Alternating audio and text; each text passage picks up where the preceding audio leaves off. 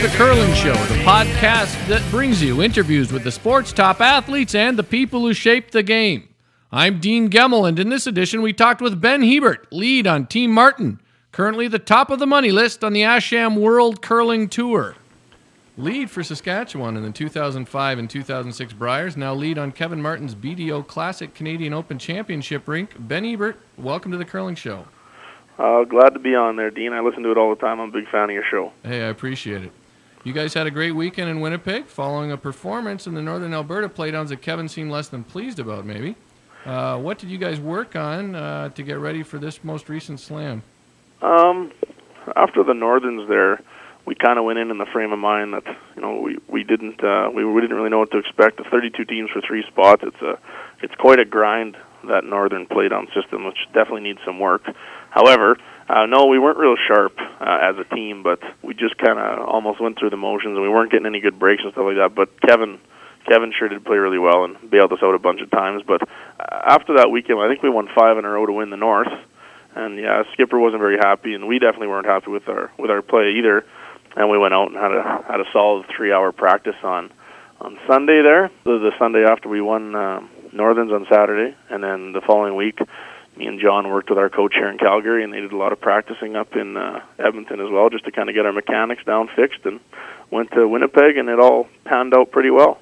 You know, it's interesting to hear that. I think a lot of people aren't familiar with the level you guys play at. Wouldn't expect sort of that much commitment following something, but it sure sounded like Kevin was taking the pucks away, and you guys were going to have some pretty intense practice. Yeah, no, he wants to win just as much as the rest of us do. You know, that's kind of how our team works. That's why we're all playing together. We're all very competitive guys, and we all want the same goal in the end. And it takes a lot of hard work and dedication to get to your goals. And practice obviously is one of them. And one of the main things I find with playing about Kevin is, as I found with playing with other teams, is lots of. It's not just going out and practicing and throwing rocks. It's lots of mechanic work, and we work with our coach, Jules Ochart, quite a bit, who's great with mechanics and more finding consistency in your releases and your delivery and things like that. And I know in the past, myself and John and Mark, we've kind of got away with it maybe at a little bit of a lower level, or in juniors just kind of being good athletes and just going out and throwing boulders. But when you want to play with Kevin, you want to get it at this kind of competition, you definitely have to work on your game and fine-tune your mechanics, and that's one thing we're definitely working on. Speaking of playing for Kevin, you played for one of the most consistent teams the past few years, Pat Simmons, before joining Kevin's team. And you've touched on this already, but as good as your former team was, when you play with Kevin, expectations get even a little higher. Have you felt that added pressure to perform when you see the Martin banner on your sheet? Yes and no. I mean, obviously, with Kevin, he's the biggest name there is in curling, and he's won so much in the past, and obviously we're out there giving it our best all the time, but it doesn't really change much in my game. I mean, when I played with Pat, I played hard. Like I said, one thing that's a little bit different is definitely the work ethic and things like that. I mean, not to say that Pat and Jeff and the boys don't work hard. They certainly do, and we gave it a lot. Just the expectations of Kevin's rink and the way he runs the ship is obviously a little bit tighter, and it kind of brings out the best. And obviously myself and Mark and John, and we all definitely work hard, and we all want the same goals in mind. And the thing is with Kevin, he doesn't ever... I mean, I know playing with Pat, there's some weekends we'd go out and we'd kind of be lazy, or we'd kind of become we did good last weekend, so we don't really. Kevin doesn't take a game off, never takes a weekend off, and it really rubs off on the team. Like when other teams, you see him kind of being inconsistent. And that was our thing with Pat.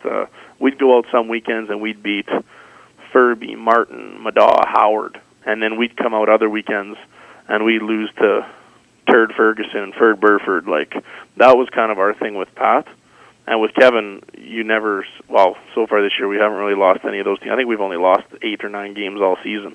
I seem to remember last year with Pat, you guys started the season 0-6, didn't you? Yeah, I'm going to go with 0-3. I wasn't there the first weekend in Brandon, but no, yeah, we went 3 straight our first spiel in New Westminster, and then the boys went without me because I was in school to Brandon. Yeah, we started at 0-6, and not losing to exactly your top dogs on the tour, I guess you could say. That's kind of the main difference I find with Kevin's team and Pat's team, but both great teams, obviously, and playing with Pat, I learned a lot, and I continually learn more as I go along here with Kevin and John. Hey, I can't talk to somebody from Team Martin without talking a little bit about the Ferbey-Martin rivalry. Randy Ferbey recently said, I think it's more one-sided than most people think. It's definitely more of a Kevin thing than ours, there's no doubt. In the last little while, Kevin's the one who won't let it go, let's put it that way. At the same time, the Ferbey Four has a book out where they have a section talking about who dislikes Kevin the most. You're new to all this. You weren't even around when the rivalry started. But again, do you feel a little added pressure knowing that Kevin wants to beat these guys probably more than anyone else?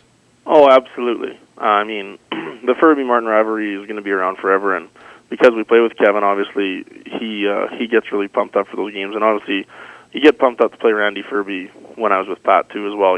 They're one of the best teams in the world, and you always know to play, when you're going to play them, you're going to have to play really good, but definitely with the rivalry, and we know how much it means to Kevin and things like that, and we go out there and get our game faces on, and of course, we weren't around when the whole thing happened with the slams and the Briar and whatnot, but we've heard the stories and read in the paper and stuff like that. So nothing that I'm gonna really get into or say who was right and who was wrong. But the Grand Slams, which Kevin started, are obviously the best events in the game. Without those, you're already learning diplomacy here with Kevin, aren't you? Absolutely. But I mean, the events that he started and got going with all the players. I mean, they're the best events in the game. And you ask Randy Ferbey that, they'll tell you they're the best events in the game now as well, right? They really are. I mean, it's the best curling we see all year, and Kevin certainly had a big hand in making them happen. Yeah, he sure did. So I mean, I see where the whole thing started and whatnot, but.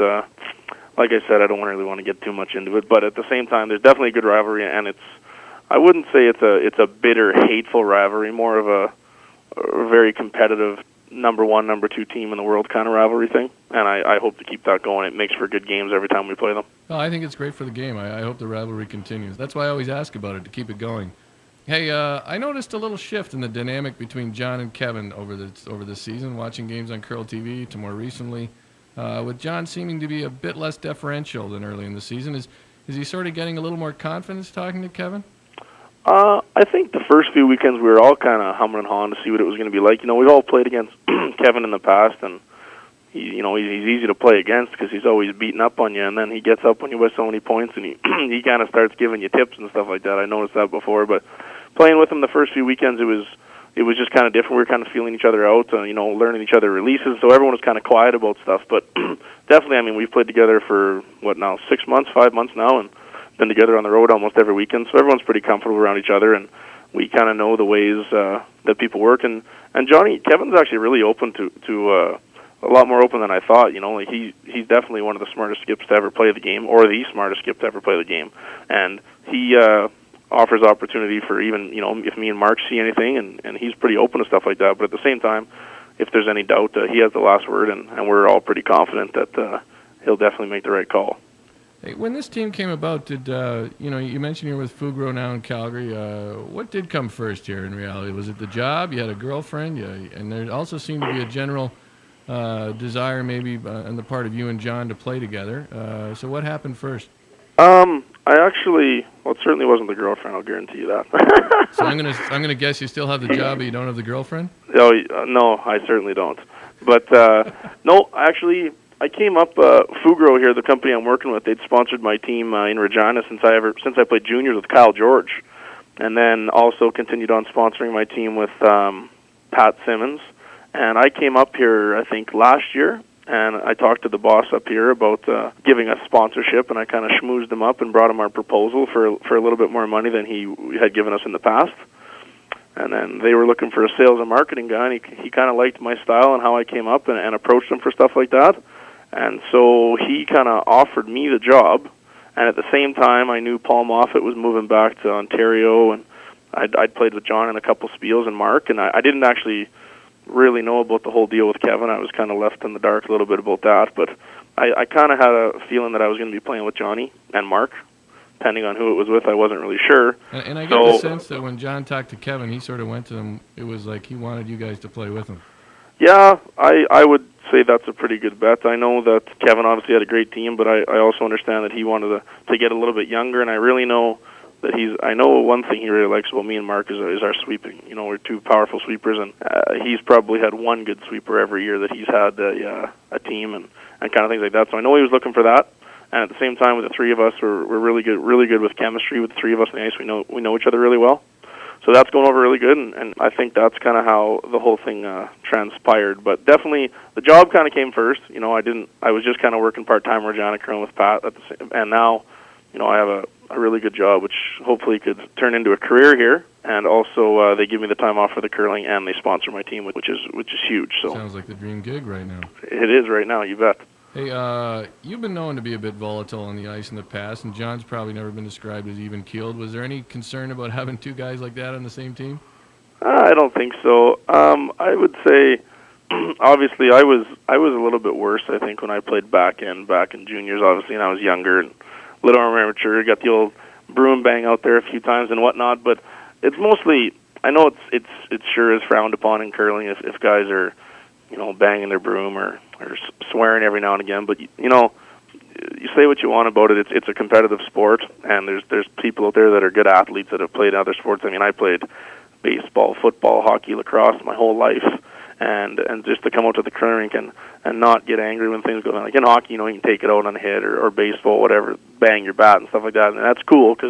But in curling, it's kind of frowned upon. But you get all the top teams, and they're all doing it. And Johnny Boy, I think he's the same. He's calmed down quite a bit. I mean, I didn't play with John in juniors, obviously, or his first couple of years in men's when you hear all these stories about him breaking. And he's only broken one broom this year, so he's doing pretty good. But I think it's a little bit blown out of proportion when people are getting mad in curling. Personally, I mean, I know everyone says it's a gentleman's game, but there's a lot of money on the line, and everyone's out there competing, and everyone's a competitive athlete, obviously, that's playing at our level, and everyone wants to win.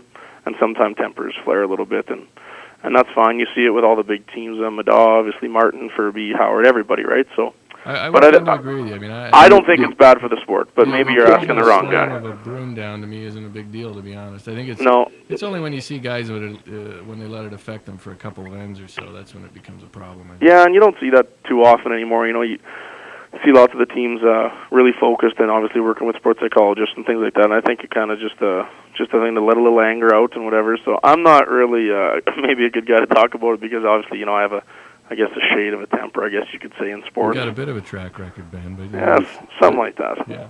Hey, talking about brushes and slamming things, though, you did have a bit of a thing with a brush head flying off in Winnipeg. What the heck was going on there? All right, that was a little bit of could have been a disaster, I guess you could say. But no, it was in between the fourth and fifth end break, and we had a lot of time, obviously, because of the TV time there. So I was kind of just stretching it out, and then I decided, like I said, I used to play baseball, and I guess I was practicing my home run swing there, and I was just stretching my back. Is really all I was doing, was just stretching out, whipping my broom back and forth. I mean, and you see players do that all the time. All the golf pros and stuff in curling, pretending they golf with their broom. And I took one hack, and then I brought it around and took another one, and the broom head probably went 15, 20 rows up, and it hit a lady about 20 rows up right in the arm.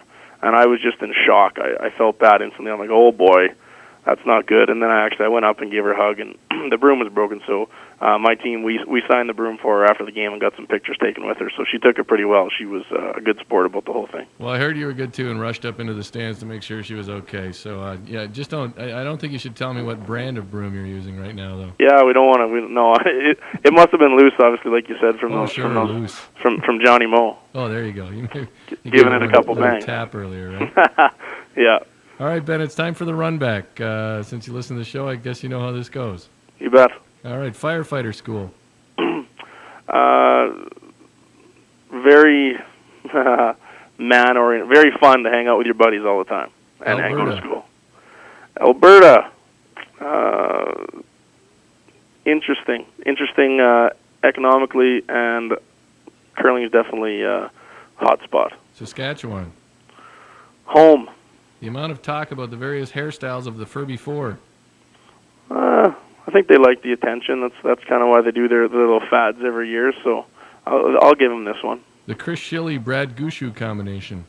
I'm really good friends with Chris Shilley. He's one of my best buddies. So interesting. Two people totally on different ends of the map, but they seem to get along with her. And obviously, Chris is a great curler. They probably won't get a better second than Chris. So I think they'll play it out. I think they'll get better when now that he's got his hair cut.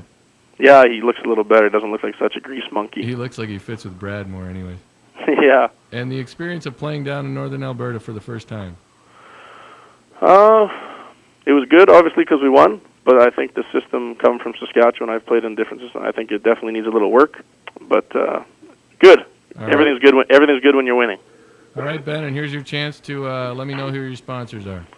All right, our sponsors are Bruce Saville and the Saville Group, H&R Block, Wild Rose, Pumps and Compression, Fugro, SCSL Geomatics, and Air Sprint. And thank you to all our sponsors. Obviously, we wouldn't be able to travel Canada and play all these big events without you. All right, Ben, thanks for your time. Good luck the rest of the season, and maybe we'll talk again. All right, Dean, thanks a lot. Take care. That's Ben Hebert on The Curling Show. Thanks for listening. Here's Black Pudding.